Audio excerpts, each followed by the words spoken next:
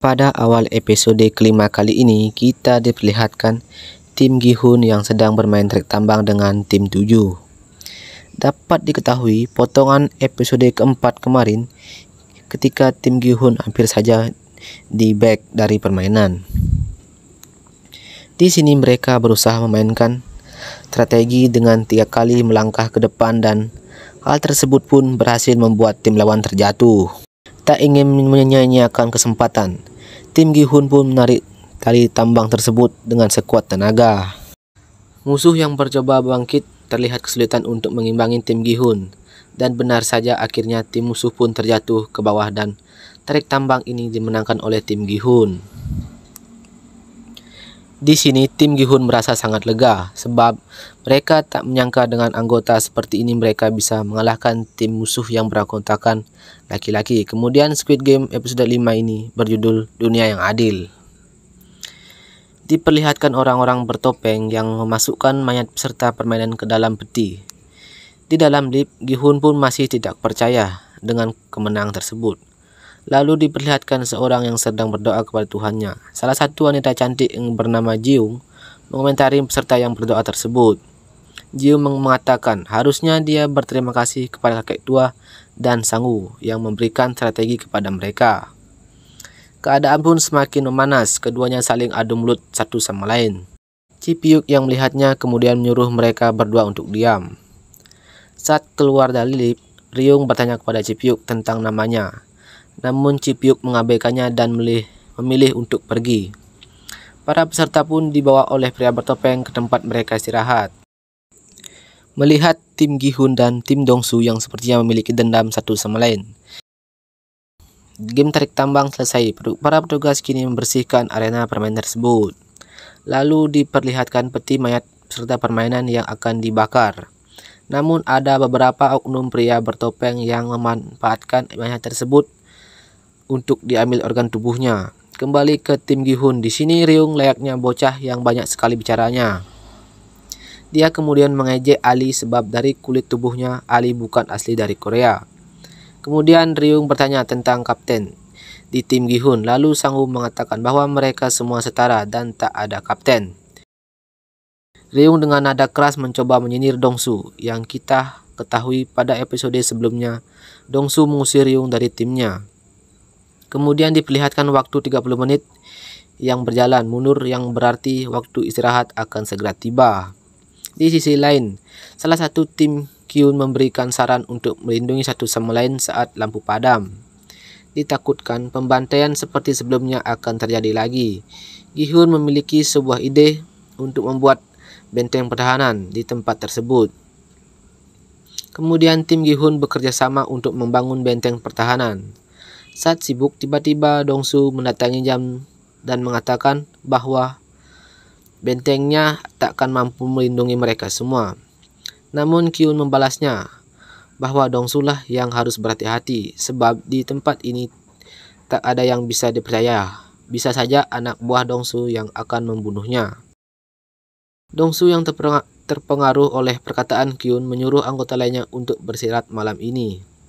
Namun salah satu anggotanya menyarankan untuk menyerang tim lain saat lampu padam. Namun Dong-su tetap memaksa agar anggotanya untuk tidur malam ini. Dong-su kemudian bertanya tentang dokter yang ada di timnya. Salah satu peserta mengatakan dia pergi ke kamar mandi. Kemudian diperlihatkan dokter dan pria bertopeng yang menuju ke sebuah tempat rahasia.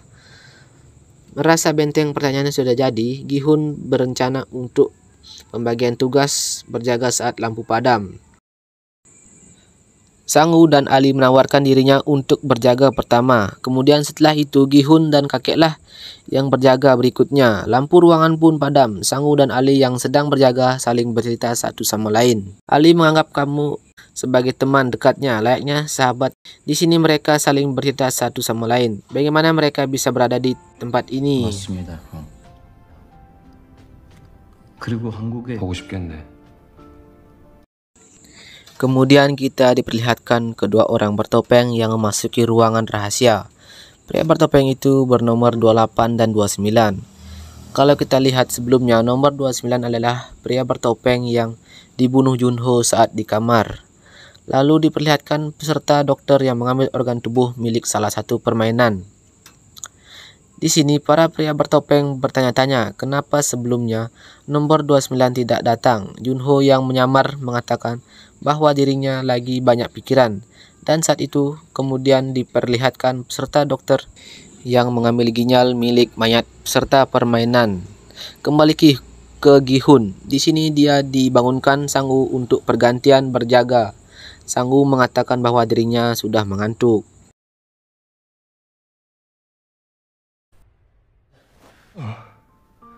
뭐 안 좋은 것 같은데. Diperlihatkan Dong-su yang sedang menunggu peserta dokter yang tak kunjung kembali.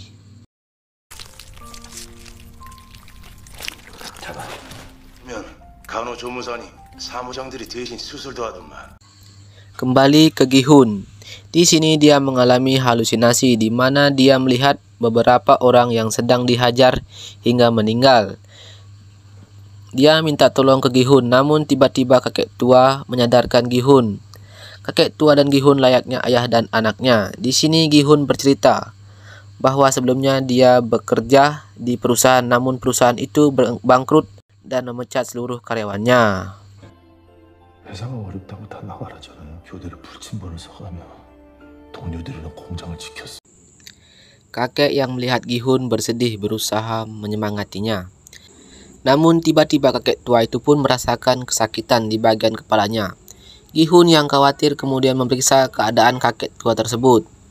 Dan benar saja, badannya sangat panas. Kembali ke peserta dokter yang selesai mengadopsi mayat para peserta. Permainan kemudian diperlihatkan Gi-hun. Di sini dia berusaha untuk meredakan panas pada tubuh si kakek. Si Pyuk tiba-tiba memberikan minumannya ke Gi-hun agar bisa mengompres tubuh si kakek. Di sisi lain, pria bertopeng berusaha membahas kejadian di mana mayat peserta kembali hidup saat sedang diadopsi. Namun Junho yang sedang menyamar mengatakan dia tak ingat apapun pada saat itu, dan tiba-tiba peserta dokter memotong pembicaraan mereka. Kembali ke Gi-hun yang terlihat khawatir akan keadaan kakek tua. Gi-hun berusaha menyemangati kakek agar dia bisa cepat sembuh. Kini tugas kerja kakek pun diganti oleh si Pyuk. Gi-hun menyuruh si Pyuk tidur, biar saja dirinya yang berjaga sendiri. Namun si Pyuk menolaknya dan ingin menemani Gi-hun berjaga. Kembali ke pria bertopeng. Di sini ternyata Junho dan pria bertopeng nomor 28 bertugas mengantar organ tubuh ke seseorang untuk dijual. Junho nampak kebingungan karena dia tak tahu arah mana yang akan dituju. Peserta dokter meminta informasi tentang game berikutnya sebagai imbalan, namun pria bertopeng mengatakan bahwa dia tak tahu tentang game berikutnya. Dokter pun marah dan terjadi perkelahian di keduanya. Kembali ke Junho dan pria bertopeng nomor 28 yang memasuki sebuah ruangan rahasia. Terlihat ternyata banyak sekali ruangan rahasia di tempat tersebut. Kembali ke si dokter yang mengancam akan membunuh teman pria bertopeng jika tak memberitahu informasi game berikutnya. Di sini pria bertopeng tersebut membohongi dokter dengan beralasan kunci pintu ada di sakunya. Dan terjadilah pertarungan di antara mereka berdua. Dokter yang kesal menusuk salah satu pria bertopeng itu hingga tewas. Namun di sini teman pria bertopeng berusaha menyerang dokter dan si dokter pun lari dari tempat tersebut. Kembali ke Junho yang kini mereka berdua telah sampai di ruangan yang mereka tuju. Diperlihatkan dokter dan pria bertopeng yang masih dalam suasana kejar-kejaran, dan sampailah mereka di tempat pertandingan permainan gula episode sebelumnya. Junho dan pria bertopeng ternyata akan menyelam untuk membawa organ tersebut ke daratan menuju pembelinya. Namun tak disangka penyamaran Junho pun dicurigai oleh peserta bertopeng. Di sini Junho melepaskan topengnya dan pria bertopeng bertanya, "Siapakah Junho ini?" Dengan kecerdikan detektifnya, Junho berhasil membalikkan keadaan. Di sini menyuruh pria bertopeng untuk membuka topengnya. Kembali ke dokter dan beberapa pria bertopeng yang berada di sebuah tempat permainan tersebut. Sebelumnya pria bertopeng itu kembali menghasut dokter agar dia meletakkan senjatanya. dan kembali ke ruangan sebelumnya. Diperlihatkan Junho yang bertanya tentang organ ginjal yang ada di tasnya. Lalu pria bertopeng tersebut mengatakan bahwa dia mendapatkan ginjal dari seseorang, namun ada satu ginjal di tubuhnya. Junho pun bersedih, sebab dia mengira dia adalah kakaknya yang dibunuh. Sebab kakaknya dulu memberikan ginjalnya ke Junho agar Junho bisa hidup. Namun pria tersebut mengatakan bahwa mayat itu adalah wanita. Kembali ke dokter pria bertopeng yang ingin membunuh. Kesepakatan perdamaian di sini, pria bertopeng berusaha menghasut dokter perlahan demi perlahan, dan ketika dia hendak membunuh dokter, tiba-tiba bos pria bertopeng muncul dan menembak anak buahnya itu.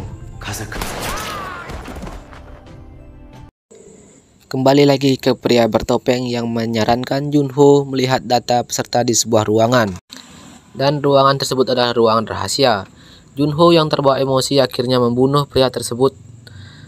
Bos pria bertopeng mendatangi anak buahnya dan mengatakan bahwa tentang penjualan organ tubuh ilegal sebenarnya dia tak peduli. Namun dengan membocorkan informasi permainan sama saja yang melanggar aturan. Bos bertopeng juga mengatakan bahwa permainan ini adalah permainan yang bersaing secara adil, dan bos pria bertopeng itu pun menembak kepala anak buahnya, dan peserta dokter pun juga dibunuh. Saat itu juga di sini bos pria bertopeng mencoba mencari oknum-oknum lainnya. Di sisi lain, Junho memasuki sebuah ruangan rahasia. Kembali ke bos pria bertopeng yang menemukan salah satu mayat yang dibunuh Junho. Di sini bos pria bertopeng mengatakan bahwa sisa satu lagi yang kita ketahui dia adalah Junho. Junho kemudian memasuki ruangan demi ruangan. Di sini dia melihat banyak sekali dokumen tentang data-data para peserta, dan ternyata game ini sudah diadakan dari tahun ke tahun. Kembali ke anak buah bos bertopeng yang masih mencari Junho. Di sini para peserta permainan terpaksa dibangunkan dan disuruh untuk berkumpul di tengah ruangan. Gi-hun yang melihat kakek tua sedang sakit mencoba memberitahu petugas, lalu Kyun yang melihat kakek tua sedang mengompol dan kesakitan merasa tak tega untuk meninggalkannya. Kembali ke Junho yang melihat-lihat data peserta, namun dia terkejut setelah menemukan nama kakaknya di dalam salah satu dokumen, dan film pun berakhir. Dan untuk link video alur film 1-4 ada di deskripsi.